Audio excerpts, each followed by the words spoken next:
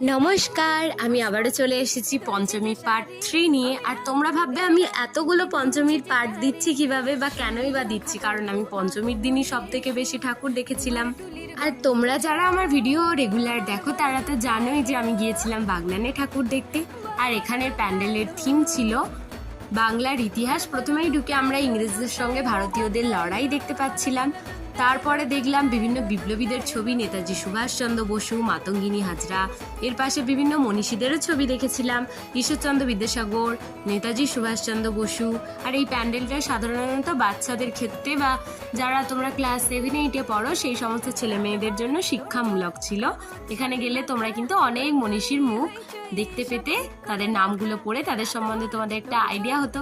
Last তো আমরা রাখাল দাস বন্দ্যোপাধ্যায়ের ছবি দেখলাম, তারপরে চলে গিয়েছিলাম দেবী প্রতিমা দর্শন করতে। দেখো ইউনিকের ওপর দেবী প্রতিমা কতটা সুন্দর হয়েছে। Subscribe please.